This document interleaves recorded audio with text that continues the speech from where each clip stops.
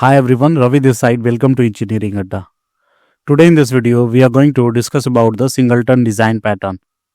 There is a video on my channel where I have discussed about the design pattern, what are different categories of design patterns we have, and what are the various design patterns under those categories we have, how we can implement it out, what are their works, everything we have discussed in a separate video of introduction of design pattern. So if you are new to the design pattern, what it is, what are different kind of design patterns we have, where we can use those design patterns, everything we have discussed in brief in that video. I will provide the link of that video in the description of this one so that you can go there and watch it out. So make sure you watch that first video so that you are clear on design pattern, what it is, what are different categories of design patterns we have, and under those categories what are the main design patterns we have, what are their works, everything we have discussed. So make sure you watch that video first, and here in this video we are going to discuss about the Singleton design pattern. So Singleton design pattern is a kind of creational design patterns where we focuses on object creation. Okay, now I will go to the next slide to discuss more about the Singleton design pattern first, and why one should use it out, what are its advantage, disadvantage, and then later on we'll see how we can implement it out in our application. So let's get started.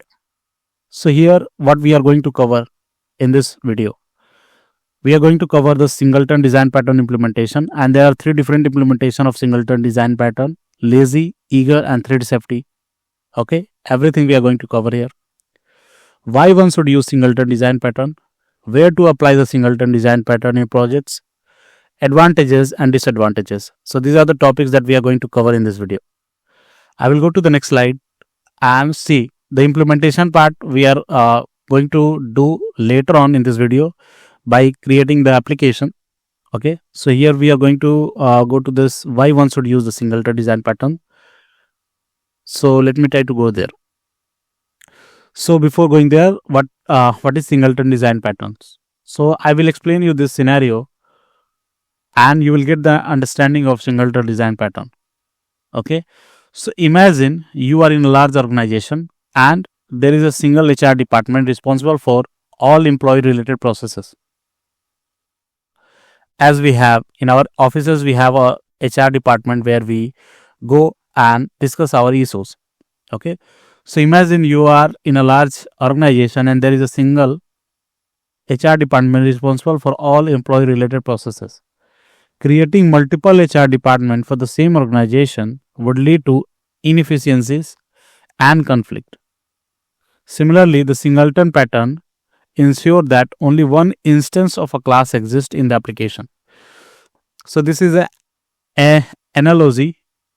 So here in the Singleton design pattern, what we do is we try to create an object of the class and only one object of the class, and that object will be globally available for the use. Okay, how we have one HR department and that solves the purpose of employee related issues. So Singleton design pattern is a creational design pattern where we'll try to create an object, and here in the Singleton, as the name suggests, only single object of the class will be created and that object will be available globally to access. Okay, so how we make sure that only one object of the class is created, that is what we are going to see through the practical implementation. Okay, it restricts instantiation of the class to only one object. It provides global point of access to that instance. So how we do that, everything we are going to see with the practical implementation. I hope you are clear with the Singleton design pattern, what it is and how we are going to implement it out. I will cover that. So going to the next slide, why one should use Singleton. So these are the few features I have or few reasons I have listed out why one should use the Singleton design pattern. The first thing is consistency across the application. Some components such as configuration settings, logging mechanism or database connection should remain consistent throughout the application lifecycle. And that is where the Singleton design patterns come into the picture. Singleton ensures a unified and consistent instance for these shared resources.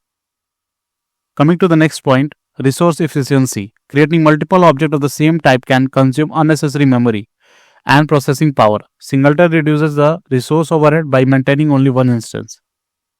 Coming to the next one, control access. It encapsulates the installation logic, making it easier to control how and when the instance is created. Okay. Now the next point is global access without globals. Instead of relying on a global variable, which can lead to tightly coupled code, Singleton provides a cleaner way to share data or functionality across the application.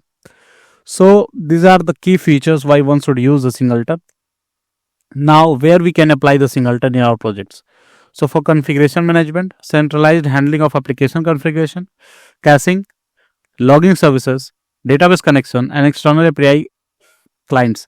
So these are the key fields where you should use the Singleton. Okay, so let me again come these fields one by one. Configuration management, centralized handling of the application configuration should be done. So we have to use the Singleton here. Now coming to the caching, Singleton services are ideal for shared cache like in-memory data or Redis. Okay. Coming to the next one, which is logger services. A single logger instance is often sufficient across the application. Coming to the next one, which is database connection pooling. Manage a pool of database connection efficiently. External API clients. For APIs like Stripe, RosaPay, or others, Singleton client ensure minimal overhead. So these are the key features, or you can say key areas where we should use the Singleton. Now the advantage of Singleton. Memory efficient, centralized access, thread safety initialization, and control access. Okay, so these are the advantage of Singleton.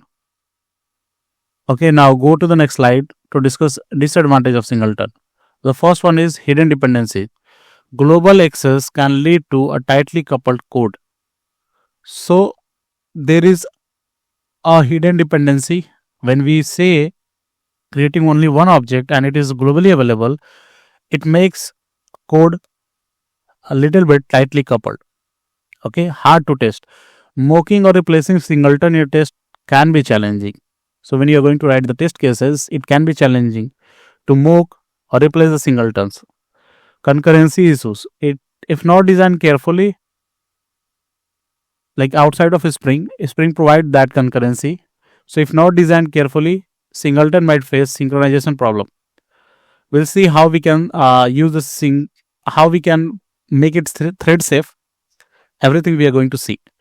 Now coming to the fourth one, which is overuse. Overusing Singleton can lead to an anti-patterns, making the application difficult to scale or maintain.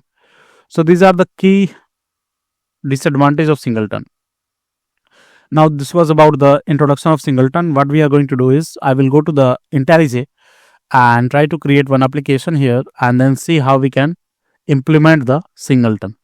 So I will go to the file, new project, and any Java project is fine. You can create the Maven, you can create anyone. Okay, so I'm just going to create this. Let's say Maven Singleton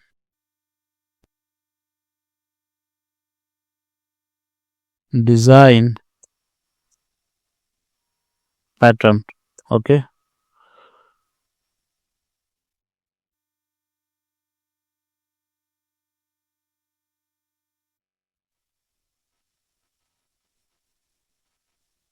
quick start. I'm selecting this Maven archetype quick start and create this, open it in a new tab and wait for a few seconds. It will take few seconds of your time to configure the things for you, and then you can start doing the development here.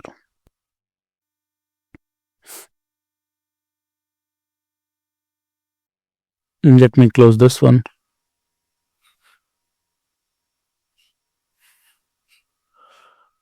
And so you can see this package source is coming up now.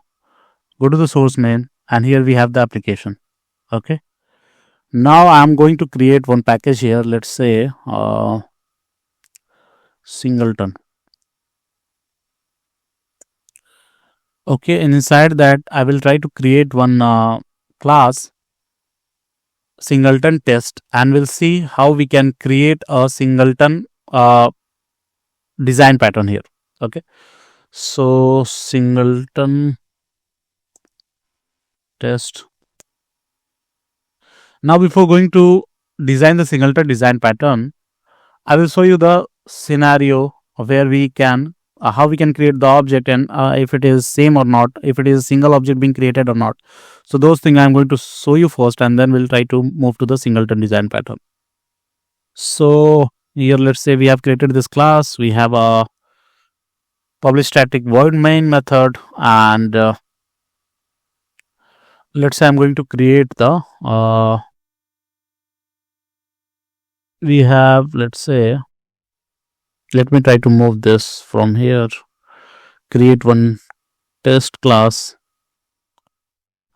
where we'll try to move the PSVM, and let's say here we have created this class. By default, a default constructor would be there, right? If you don't know what is constructor, you can search it out, and by default there will be a default constructor. Using that default constructor, we are going to create the object of this class, right? So that is what I'm going to use here. So let's say I'm going to create the object of this singleton class here, singleton test equal to new singleton test. Now singleton test dot, I will show you the hash code of it. So let me try to print out. You can also search for the instance, let's say. Okay, let me try to use the hash code itself. So you see, this is a unique code for this which is assigned to this object. Okay, now let me try to run this out. We wait for few seconds and then see. So you can see that this is the hash code for this object. This is the object that we created, and we are printing the hash code of it, which is a unique code assigned to this object. So this is the one. Now let me try to create another object and then see if like how the hash code for the different object is looking like. Okay, so just paste it here. Let's say test1, copy this, just print out the test1. Okay, just run this again and then see. So you can see that we have two different hash code for these two different objects, right? That means as of now we don't have a single object created. This is how the this is how we create the object, and this is how the Java works, right? But how we can design the singleton pattern here? When we say singleton design, that means only one object is created for the class. Here you can see for this singleton test class, we are creating two objects, and these two objects are different. But in the singleton design pattern, what happens is only one object of the class is created, and it is available across the whole application globally. So let's say when you are going to create the second one, which is singleton test1, the same object is assigned to singleton test1. It is not going to create the new one if it is singleton design pattern. Okay, so that is what we are going to do here. So let me try to like comment this out. Now go to the singleton test. Now how we can make sure that only single object is created? So the first thing is, if you'll go to the test1, you can see that we are using this constructor, which is singleton test, to create the object of the singleton test class, right? And the singleton test constructor is public in nature. So the first thing that we have to do is we have to make it private so that we cannot access it anywhere to create the object, right? So for the first thing that we have to do is we have to make the constructor private. Private constructor prevents instantiation from other classes. So for that, let me try to do that. making the constructor, default constructor, private, because private constructor prevents instantiation from for the like instances from the other classes. So we are restricting the creation of objects from the other classes. Okay, that is why we are making the constructor, default constructor is private. So private singleton and this. We are good now. The first step is done. Now the second step is we have to create a global access point. Using that, we can create the constructor, we can create the object of this class wherever we want. Okay, so let me try to do that. So let's say creating global access point, creating global access point.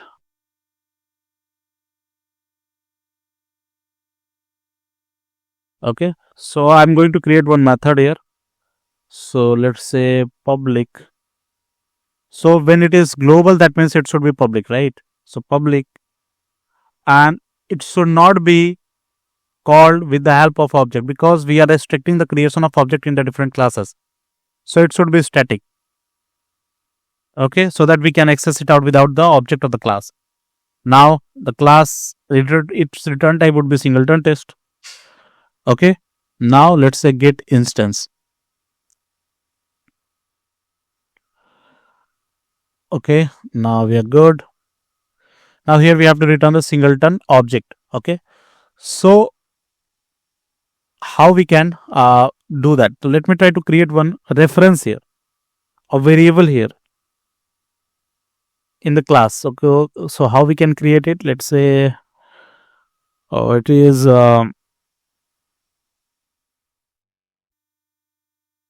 something like singleton instance, singleton test instance.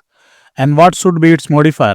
It should be private, and to access it out inside the static, we should have the static here. Okay, now what we are going to see is, we are going to see if this instance is null or not. If it is null, we are going to create it out. Okay, so let's say instance equal to new single instant, and then we simply return this instance out of this method. So return this instance. So what is happening here is, the first thing that we are doing is, we are making the default constructor private, because private constructor prevents instantiation from the other classes. So we are just making sure that the other classes won't be able to create the object of this class. Okay, now we should create a single object, right? And that should be available globally. So for that only, we are creating one method which is global access point for us, and it should be public in nature, and it should call without the object. That is why we are making it static. Okay, we using this method, we are going to create the object. Now you can see that this method, how it is creating the object here is, it is checking if this instance is null or not. If this instance is null, then we are invoking the constructor here and then returning the instance. Okay, now this is how you can create the singleton design pattern. This will make sure that only one object of this class is created and it is available globally. Now I will show you. So if we'll go to the test, now here what you can do is, let's say testing singleton. Okay, now what I'm going to do is, I'm going to create, let's say, a singleton test. See here, we cannot call the constructor now, because we make that this default constructor as a private. Okay, so singleton test, you can see that it is giving the error. If we'll go to this, has private access in this. Okay, so that is why it is not being called. Now we have to call the global access point, which is our method that we have created, which is get instance. So copy this one, come here, paste it, and we are good. Now just import this. So we have created the object here with the help of this get instance. Now just print out this singleton instance hash code. Just run this one. You can make it as a singleton because as of now we have just this commented out the above one, so we will be good. Now just run this and then see.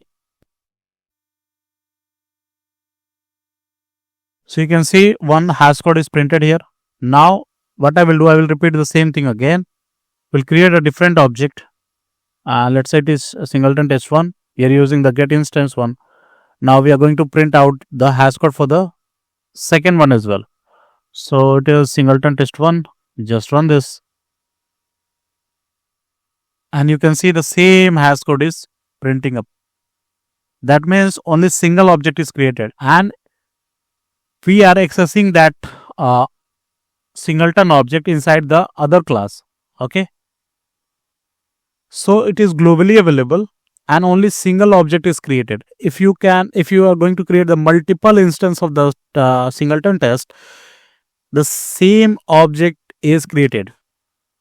You can check out with the hash code of it. So this is how you can create a singleton design pattern, which makes sure that only a single object of that particular class is created. Okay. So this is an example of it. Now in Spring Boot, I already have told you about the example of the how Spring Boot implement the singleton. So with the help of this prototype annotations like the service, repository, controller, they make sure that only single object of that particular class is created and assigned to the application context. And then with the help of AutoWire, we can globally AutoWire it out in any classes that wherever we wanted, and then we can use it out. So this is how we can do in Java, and that is how the Spring Boot does. Okay, so this is one of the example. Now if you'll go to the slide again, here we have discussed that we are going to cover the lazy implementation, eager implementation, and thread safety. So this implementation is called the lazy implementation. Okay, so you can see that here only the object is created when we are going to call this method, which is get instance. It is going inside this get instance method. It is checking if it is null, then only it is going to create the object. So this is called the lazy implementation of the singleton. Now we are going to see how we can do the eager implementation. So as the name suggests, eager implementation, inside that we are going to eagerly create the object of this class. We are not going to see if this is needed or not. We are eagerly going to create the object of that class. Okay, so let me try to show you how you can do that. So for that, it is simple. You can wherever you are creating that variable, you can see at the above we are creating this variable private static singleton instance. Here itself we can create the object. Okay, and then we return it from the get instance method. So that we can do. So let me try to show you. Let me try to global access point. Let's say lazy implementation or instantiation. Anything is fine. Okay. Now we are going to do the eager implementation.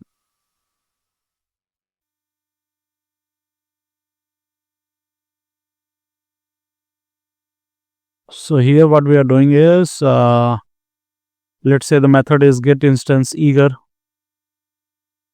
Okay, and we are just simply returning the instance out of it. Here what we are doing is let's say we are just going to copy this one, creating a different one.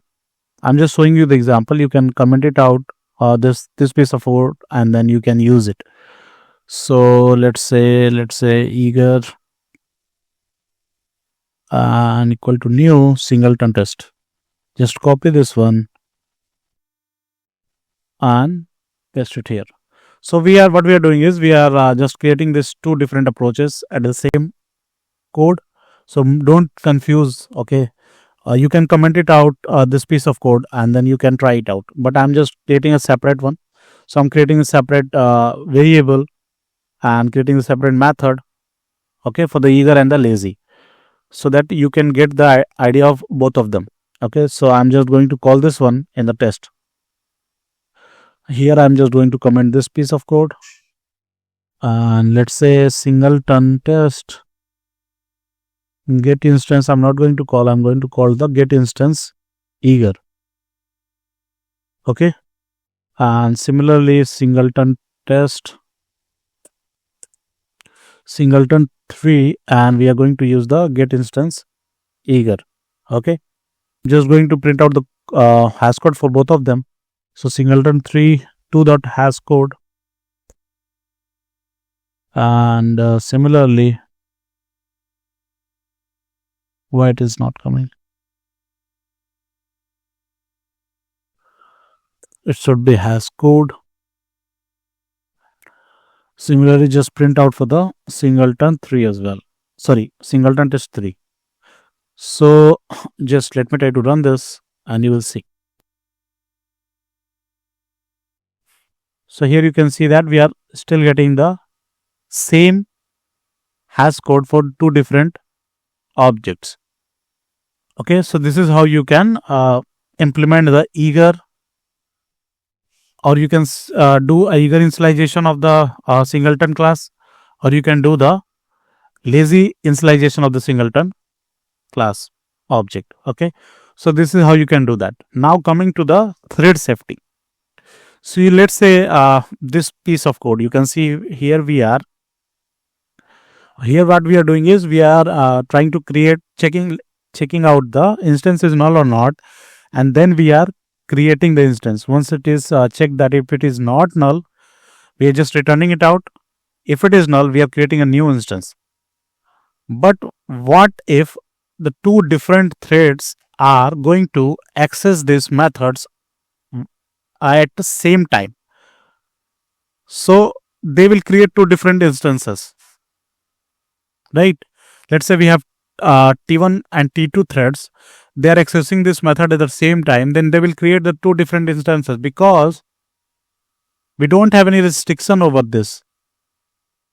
This is only happening, we are only able to create the same object because only one main thread is there. But what if we have 2 or 3 or 4 different threads which is accessing this methods at the same time? They will create 3 or 4 different objects for us. So we have to make sure that this method is thread safe. So the basic thing that you can do is you can make this synchronized, so that only one thread at a time is going to access this method. So only one object will be created. So this is the one thing you can do for making it thread safe. Now, what other thing you can do? Let's say this is a method. So we are doing it at method level. The other thing that we can do is we can do it at the this block level. So you can see that when we are making this method as synchronized, let's say if you have 10 different things inside this get instance method, so they also are going to be accessed only once at a time by one thread. So this is not a good practice to make the whole method synchronized.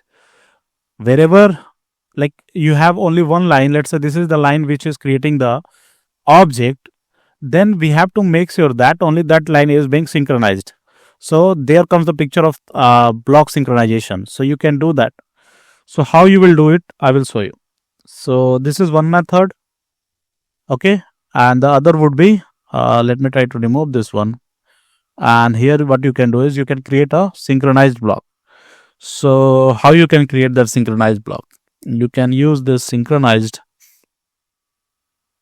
keyword and singleton.class. You have to pass the class name, come up here, and then inside this, and first let's say,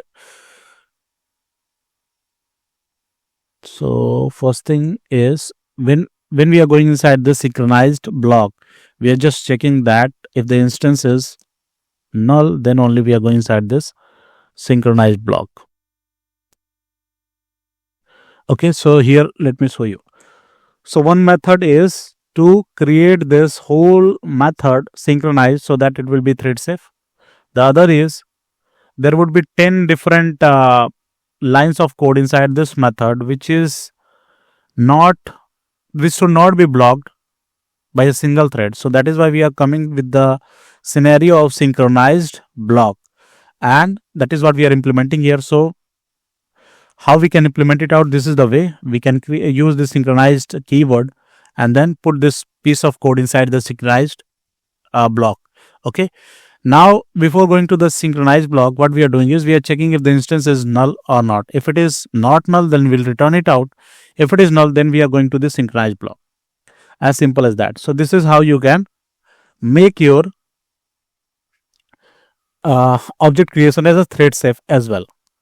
So this is how you can design a singleton pattern which will focus on only creating a single object, and that will be available across the whole application. So this is about the video, guys. If you like the video, please hit the like button, and if you have any doubt, let me know in the comment section, and please subscribe the channel for more such content. Thanks.